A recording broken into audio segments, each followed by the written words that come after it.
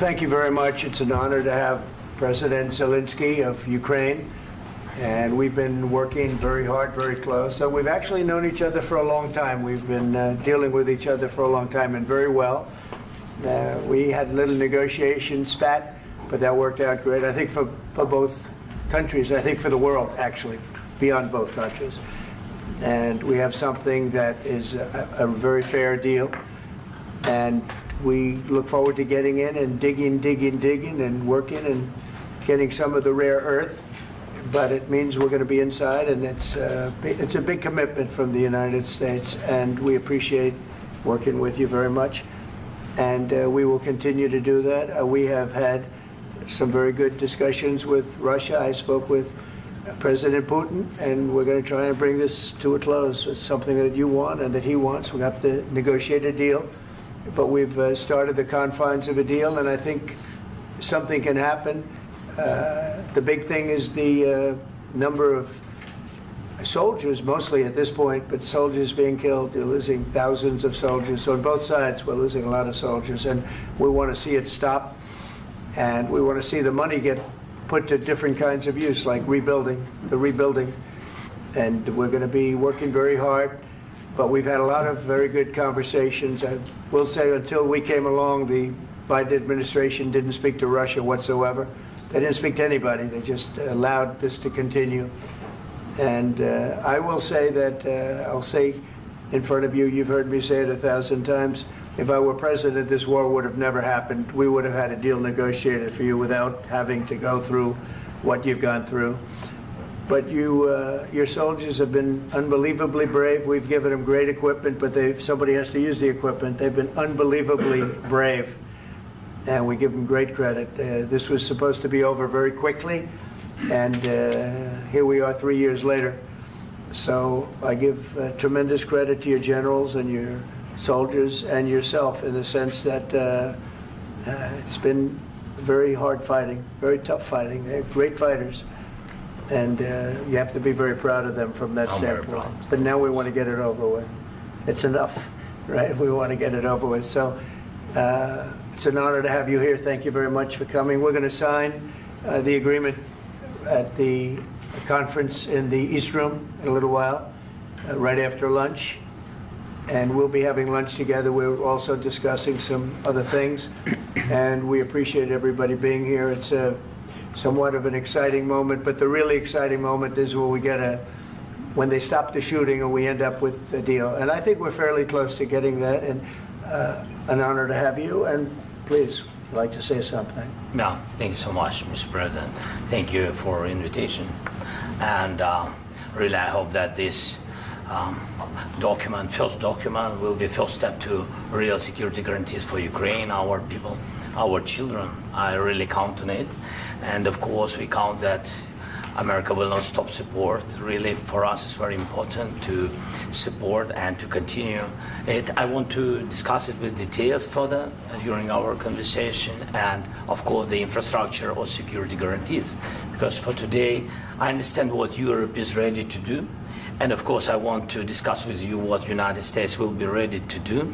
And I really count on your strong position to stop Putin. And you said that enough with the war. I think that is very important, Ben, to say these words to Putin at the very beginning of war, because he is a killer and terrorist. But I hope that together we can stop him.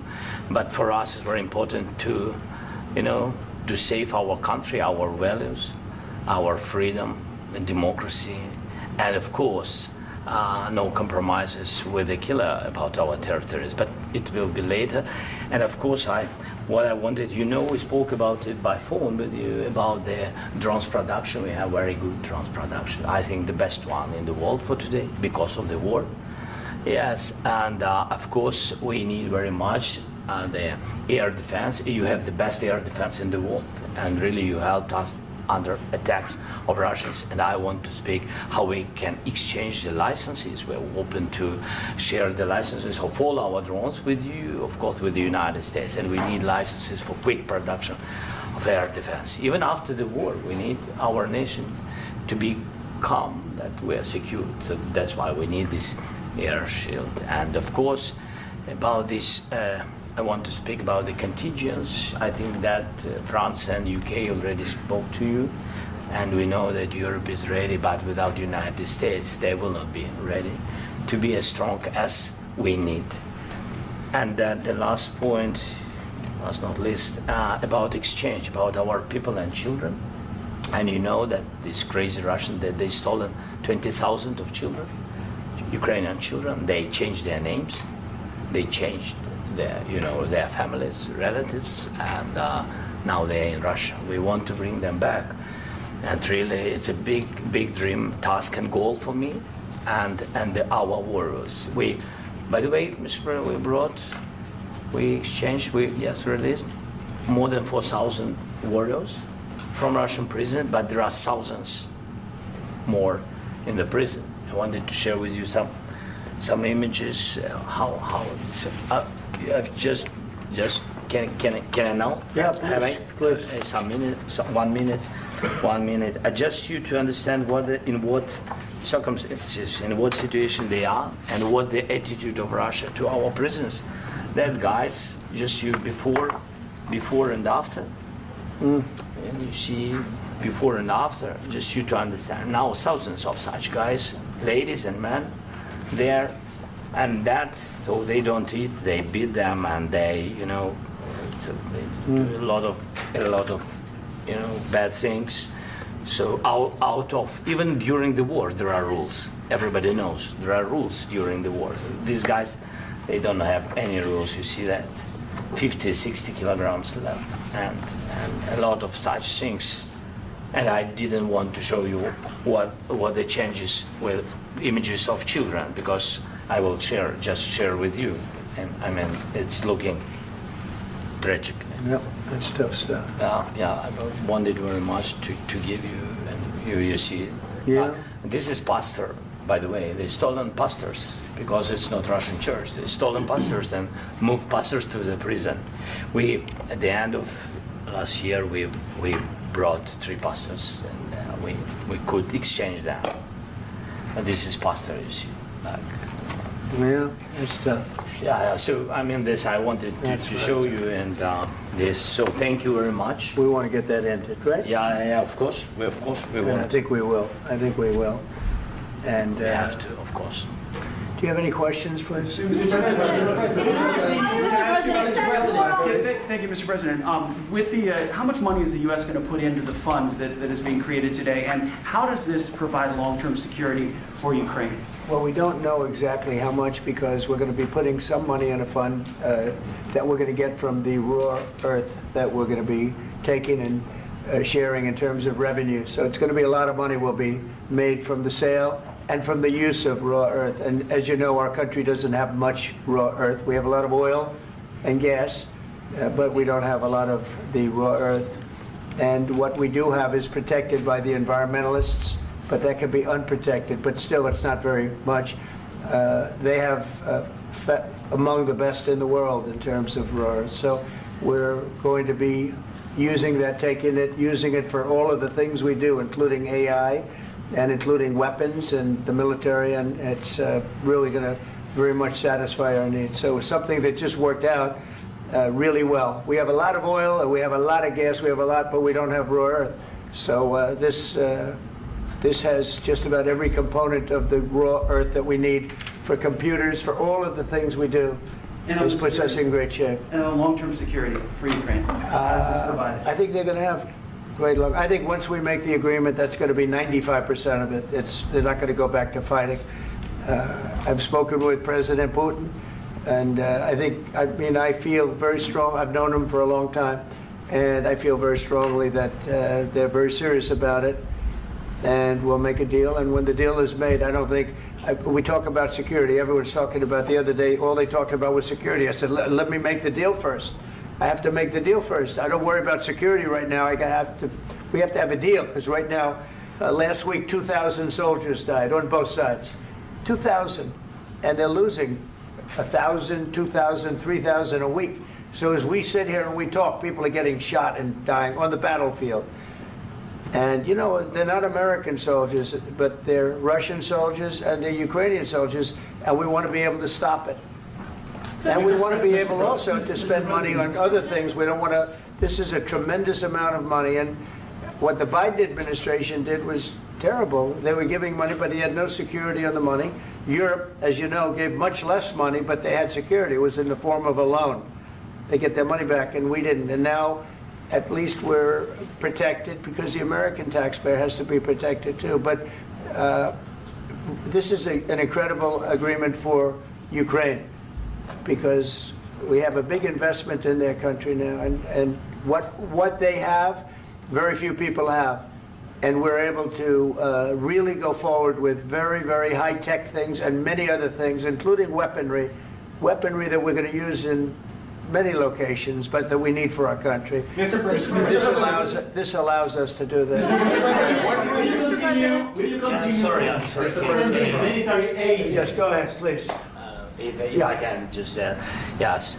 In the document, there is one of the very important points if we speak about business and investment. We never had LNG terminals in Ukraine. This document will open. I mean, the next document, but anyway, here we see in the framework, we see a really goodwill for this. LNG terminals for us is very important, and I think for security of European continent. We have the biggest storage, gas storage.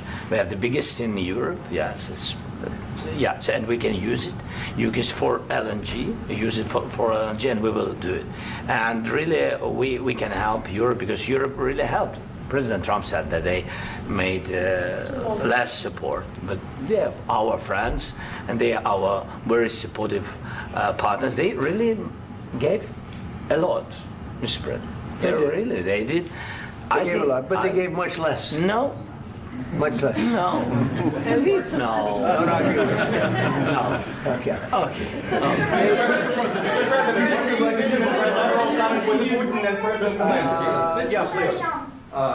Mr. President Trump, you have repeatedly called the deal with Ukraine as a historical one.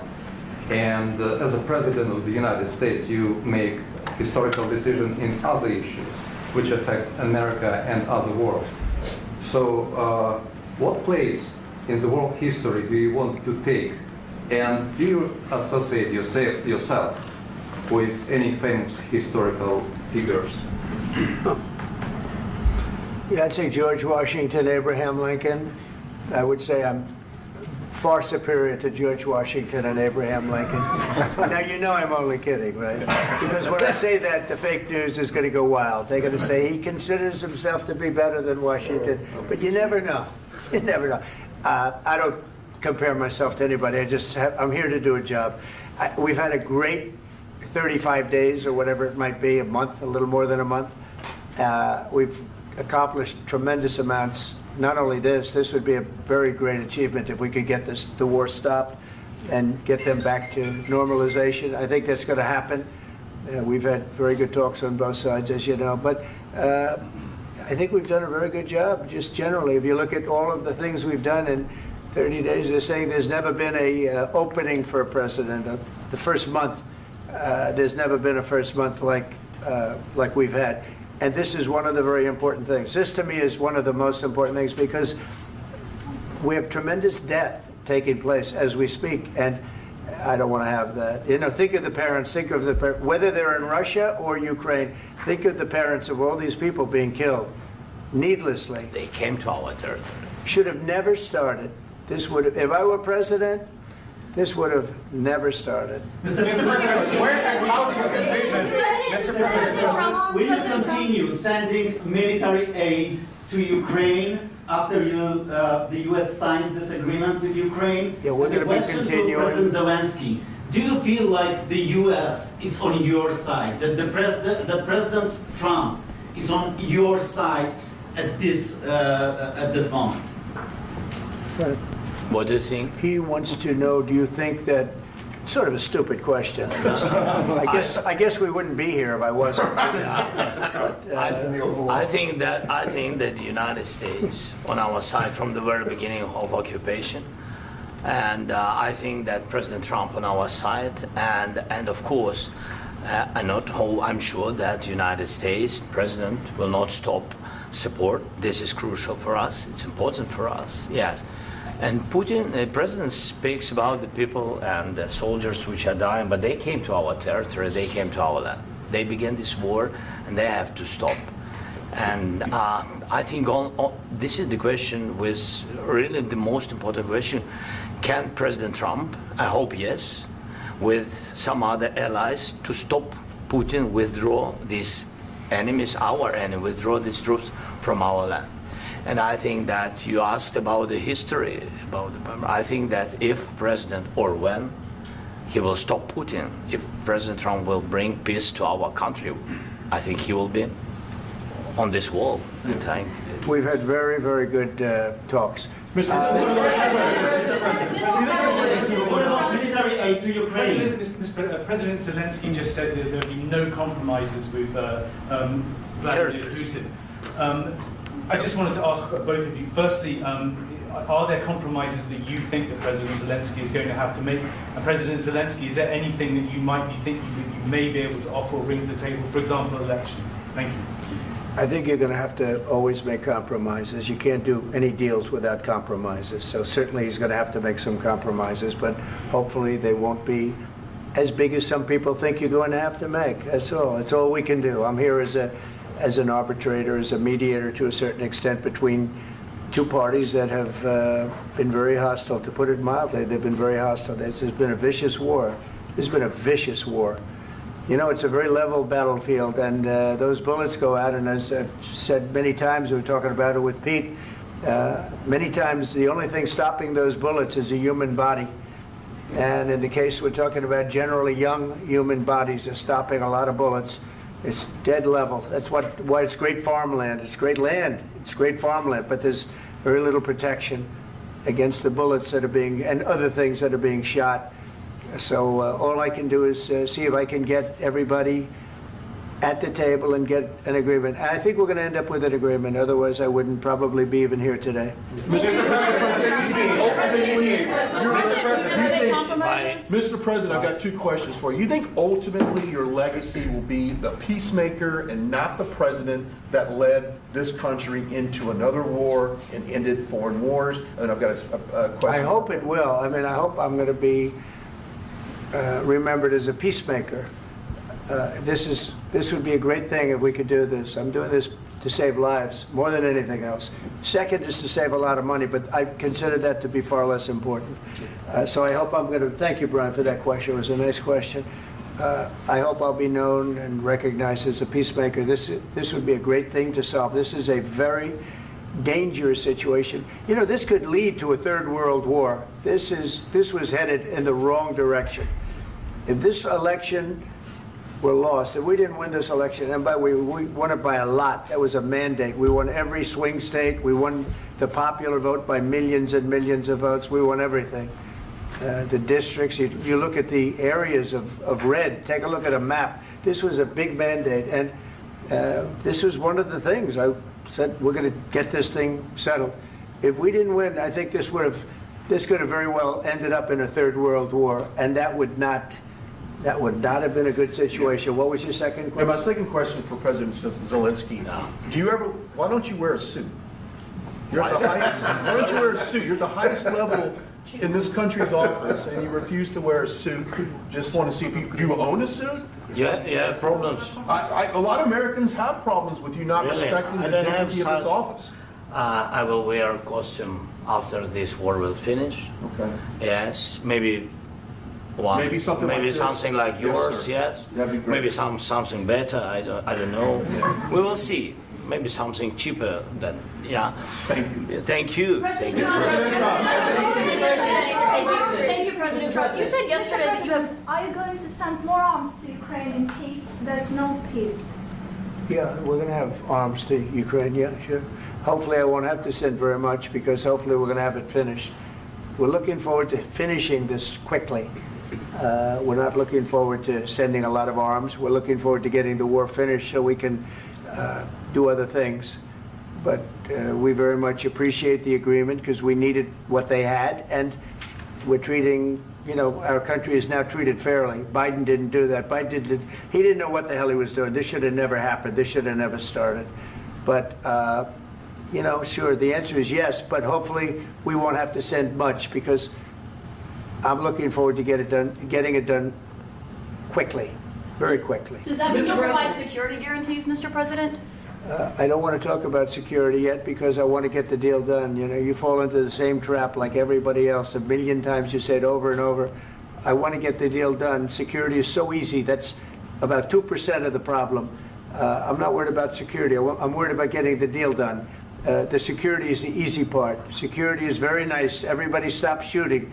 And now will Europe put people there? I know France is going to. I know the UK is going to. I know other countries are going to, and they happen to be right next door. We haven't committed, but we could conceivably. You know, we have security in a different form. We'll have workers there digging, taking the raw earth so that we can create a lot of great product in this country. So in that sense, you have something, but we haven't determined that yet. I will say, in speaking to France and in speaking to, and they were here, as you know, last week and just the other day, they have committed to a lot of security. I don't think you're going to need much security. I think once this deal gets done, it's over. Russia's not going to want to go back, and nobody's going to want to go back. When this deal ends, I really believe this deal is going to be over. Question? Please go ahead. Go ahead. Thank you, Mr. President, thank you. You had Mr. Macron and Keir Starmer at the White House this past week, both of whom praised your courage and conviction to lead the pathway towards peace. Yes. Part of that involved, though, re-engaging Russia in diplomatic relations, something that previous leaders lacked the conviction to do so. What gave you the moral courage and conviction to step forward and lead that? Well, I love this guy. Who are you with? One American News, sir. Well, that's why I like him. One American News does a great job. I like the question.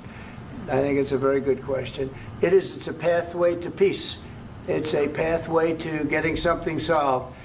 And I feel that as the head of this country, I have an obligation to do that. Plus, you know, we're very much involved. We got involved. It's too bad we got involved, because there should have been no involvement, because there should have been no war. And there shouldn't have been October 7th. That would have never happened. As you know, Iran was broke. They had no money to give to Hezbollah. They had no money to give to Hamas. They were stone cold broke. And then under Biden, they became rich as hell. They went from no money to $300 billion in a period of 4 years. And they gave a lot of that money away, and you see what happened. And that's a real mess also that we hope to be able to solve. But no, I appreciate your question very much. I feel I have an obligation to try and do something to stop the death. If I can answer. Yes, if I can answer. Please, sorry. Please. And I do like your clothing, by the way. Yeah, really? Even though I think he's a great guy, by the way. But I don't know if you two like each other. But you know what? I think he's dressed. I like this guy. I think he's dressed beautifully. So I have more serious things than answer on such a question. I will answer on more serious question if I can. Yeah. So please, about security guarantees and about just ceasefire. We can't just speak about ceasefire and speak. It will not work. Just ceasefire will never work, because I'm like a president. I have this experience, and not only me. Ukraine before my presidency, from the 2014, Putin broken 25 times. 25 times he broken his own signature. 25 times he broken ceasefire. But he never broke to me. He never broke to me. No, you were the president. You were the president during. He never broke to me. In 2016, you've been the president, Mr. President. You've been the president, but he had, of course, not with you, but he had during those periods. He had conversations with our side, and we had Normandy format. You know, the France, Germany, Ukraine, and Russia, and he broken 25 times. That's why we will never accept just ceasefire. It will not work without security guarantees. Security guarantees, maybe President is right about this document and other, but this document is not enough. Strong army is enough, because his soldiers afraid, Putin's soldiers afraid of our soldiers when we're strong enough. If we are not strong enough, if we are empty, if our storage is empty, we can't defend our land. Today, you know, he knows that we have all the world knows that we have meeting. Yes? Why he's using ballistic? Putin today using ballistic on our hospitals, schools, and etc. Ballistic. So he knows that we are here and that President Trump is really have goodwill to stop this war. And you hear now the president. So why he's using? So he doesn't want to stop. He doesn't want. But I hope that we will do it. Really, we'll do it. Security. When we speak about security guarantees, when the Europeans are ready for contingents, they need USA backstop. If there will not be United States, we will not never have any contingents, strong contingents from the Europeans, because they don't want to divide alliance, connection between the United States as the main and strongest ally and Europeans. And this is crucial, this is important. That's what we want to speak about very much. This is very important. And air defense. So air defense, really, we have big deficit with all these systems, and we need to provide this. We need it very much. Otherwise, Putin will never stop, and will go further and further. He doesn't want. He hates us. You know, it's not about me. He hates Ukrainians. He thinks that we are not a nation.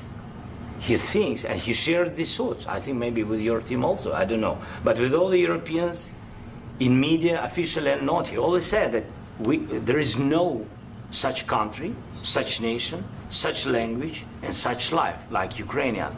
No, he really doesn't respect all the Ukrainians, and he wants to destroy us. And you are right, Mr. President. That's 2%. This document, maybe other documents, it's a very good start, very good, but it will not enough to stop this person. Should Russia pay to rebuild Ukraine? Mr. President, under these Should Russia pay to rebuild Ukraine? They have to pay. This question you This didn't is the like rule. because This is the rule of because the I- war. I'm This is sorry. the rule of the war. During all the centuries, all the history, this is the rule of the war. Who began, those pay. Do you agree? This is the rule. Putin began this war. He has to pay all money for innovation. He has to pay. Of course, some Russian assets, what we have in Europe, about 300 billion, we can use them. We can use for innovation and buy military support from the United States also. We can do it, but it's not enough. It's not enough. President, under these circumstances, do you envision a trilateral summit with Because I want Putin to and know. President Zelensky? Wait 1 second. I asked this question that you didn't like because I wanted to know if you want to position yourself in the middle between Russia and Yes. Ukraine or on the Ukraine side. No, I'm in the middle. I want to solve this thing. I'm for both. I want to get it solved. And it's wonderful to speak badly about somebody else, but I want to get it solved. If we can solve it, great. If we can't solve it, they're going to have to fight it out, and who knows what's going to happen. But I want to see it get solved. May I follow up? One more question about U.S. troops in Europe. After Russian invasion of Ukraine, your predecessor sent additional troops to Eastern Europe, including Poland, my country. Yeah. Are you committed to keeping these troops on the eastern flank of NATO in the future? I'm very committed to Poland. I think Poland has really stepped up and done a great job for NATO. They, as you know, they paid more than they had to. They are one of the finest groups of people I've ever known. I'm very committed to Poland. What about Baltics? Poland's in a tough neighborhood, you know. What about the Baltics?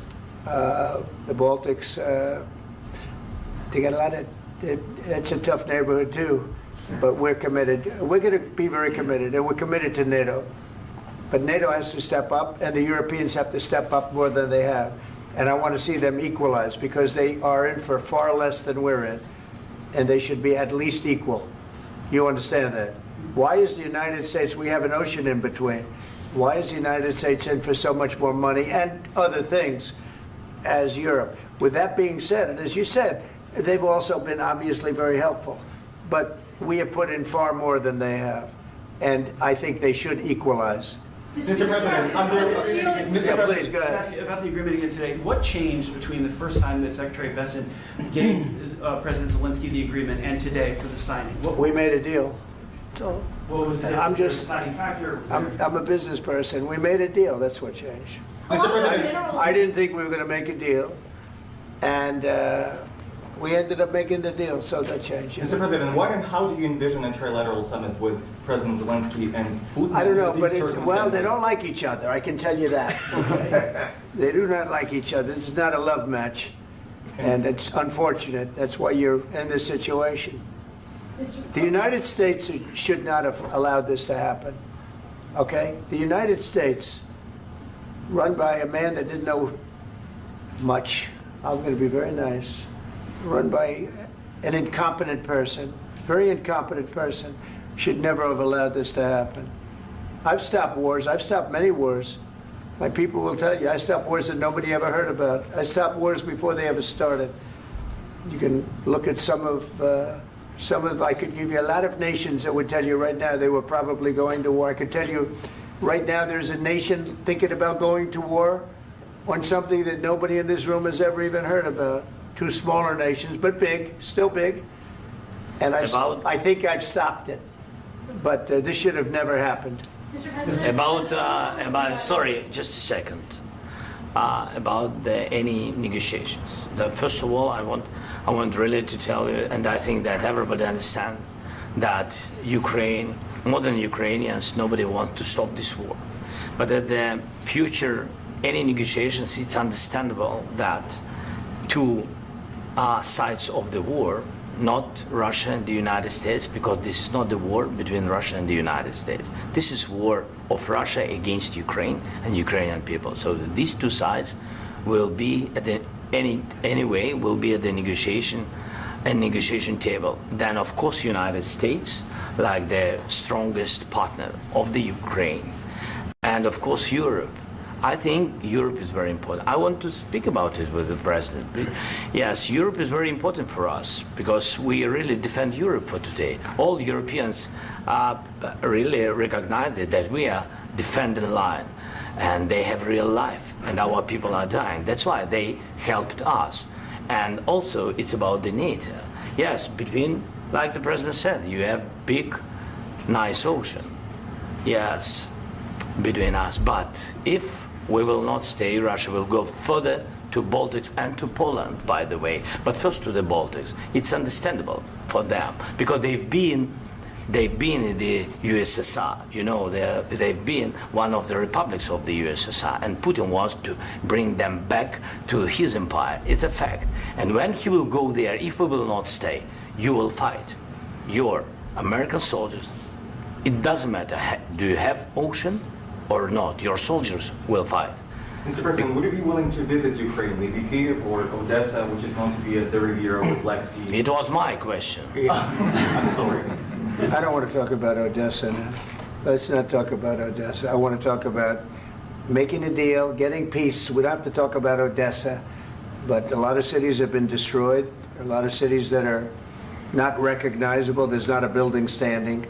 No. And a lot of things have Mr. President, you have to come and to look. No. We have very good cities. Yes, a lot of things have been destroyed, but mostly cities alive, and people work, and children go to school. Sometimes it's very difficult. Sometimes closer to front line, children have to go to underground schools or online, but we live.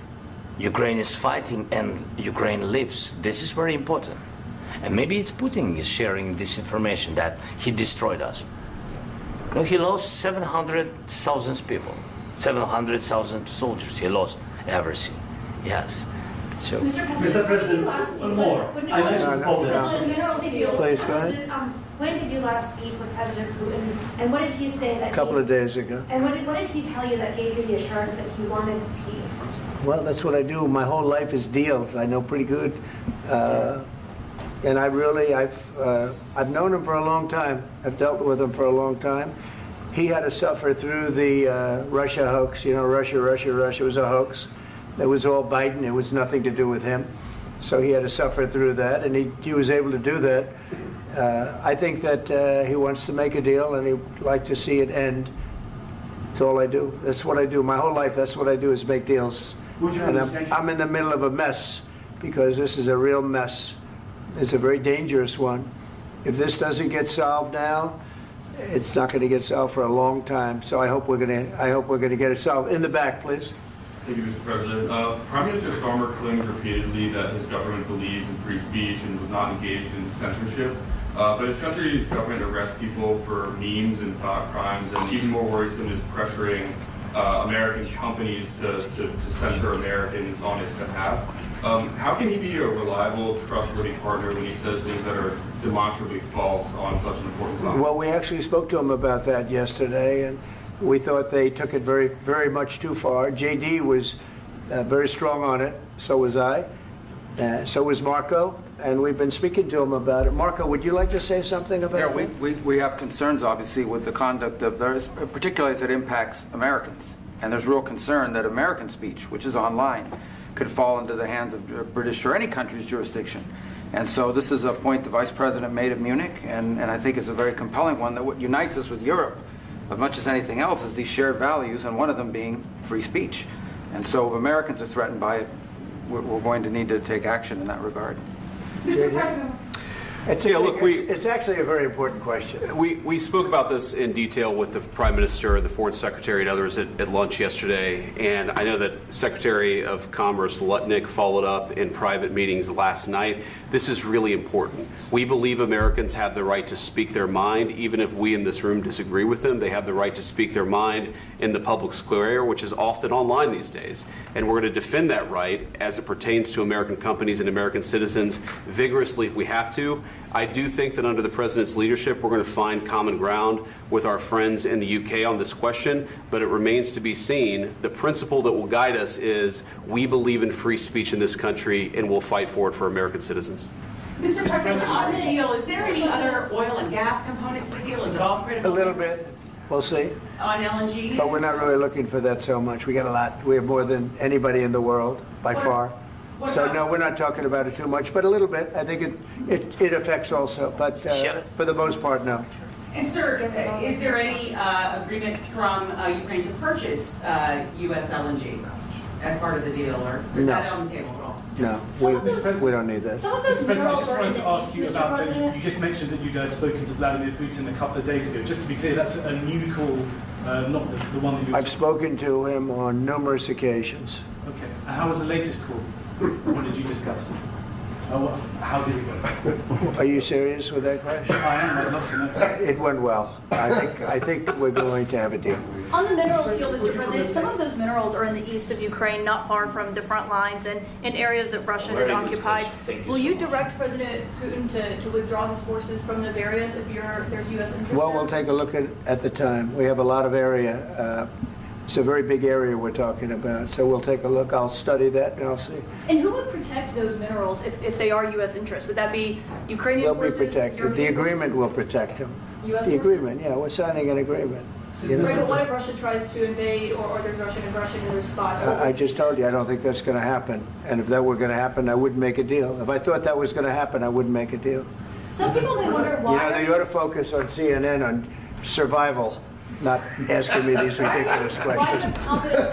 Focus on surviving, because CNN's got such low ratings. I don't think they're going to survive.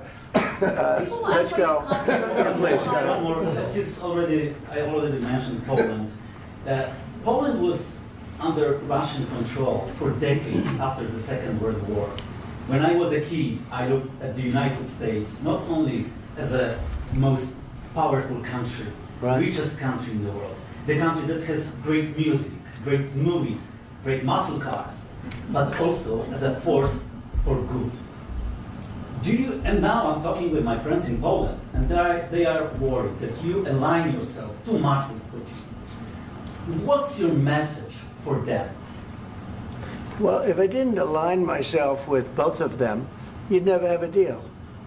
You want me to say really terrible things about Putin and then say, "Hi, Vladimir, how are we doing on the deal?" That doesn't work that way. I'm not aligned with Putin. I'm not aligned with anybody. I'm aligned with the United States of America and for the good of the world. I'm aligned with the world, and I want to get this thing over with. You see the hatred he's got for Putin. It's very tough for me to make a deal with that kind of hate. He's got tremendous hatred, and I understand that, but I can tell you the other side isn't exactly in love with, him either.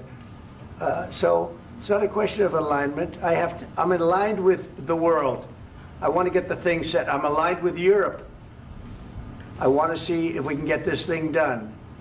You want me to be tough? I could be tougher than any human being you've ever seen. I'd be so tough. But you're never going to get a deal that way, so that's the way it goes. All right, one more question. Hey, I want to respond to this. So look, for 4 years in the United States of America, we had a president who stood up at press conferences and talked tough about Vladimir Putin, and then Putin invaded Ukraine and destroyed a significant chunk of the country. The path to peace and the path to prosperity is maybe engaging in diplomacy. We tried the pathway of Joe Biden of thumping our chest and pretending that the President of the United States' words mattered more than the President of the United States' actions. What makes America a good country is America engaging in diplomacy. That's what President Trump is doing. Can I ask you? Sure. Yeah? Yeah. Okay. So he occupied our parts, big parts of Ukraine, part of East and Crimea. So he occupied it on 2014. So during a lot of years, so I'm not speaking about just Biden, but those time was Obama, then President Obama, then President Trump, then President Biden, now President Trump, and God bless, now President Trump will stop him. But during 2014, nobody stopped him. He just occupied and took. He killed people. You know what the contact 2015. 2014. 2014 and 2014. 2014. Yeah. So I was not here. Yeah, but that's exactly right. Yes, but during 2014 till 2022, yeah, the situation the same. The people have been dying on the contact line. Nobody stopped him. You know that we had conversations with him, a lot of conversation, my bilateral conversation, and we signed with him, me, like a new president. In 2019, I signed with him the deal. I signed with him, Macron and Merkel, we signed ceasefire. Ceasefire. All of them told me that he will never go. We signed him with gas contract. Yes, but after that, he broken this ceasefire. He killed our people and he didn't exchange prisoners. We signed the exchange of prisoners, but he didn't do it. What kind of diplomacy, JD, you are speaking about? What do you mean? I'm talking about the kind of diplomacy that's going to end the destruction of your country. Yes, but if you Mr. President, with respect, I think it's disrespectful for you to come into the Oval Office and try to litigate this in front of the American media. Right now, you guys are going around and forcing conscripts to the front lines because you have manpower problems. You should be thanking the President for trying to bring an end to this conflict. Have you ever been to Ukraine that you say what problems we have? I have been to. Come once. I've actually watched and seen the stories, and I know what happens is you bring them on a propaganda tour, Mr. President. Do you disagree that you've had problems bringing people into your military? And do you think that it's respectful to come to the Oval Office of the United States of America and attack the administration that is trying to prevent the destruction of your country? A lot of questions. Let's start from the beginning. Sure. First of all, during the war, everybody has problems, even you, but you have nice ocean and don't feel now, but you will feel it in the future. God bless. You don't know that. God bless. God bless. You will not have a war. Don't tell us what we're going to feel. We're trying to solve a problem. Don't tell us what we're going to feel. I'm not telling you. Because you're in no position to dictate that. That's exactly what you're doing. You're in no position to dictate what we're going to feel. We're going to feel very good. You will feel influence. We're going to feel very good and very strong. You will feel influence. You're right now not in a very good position.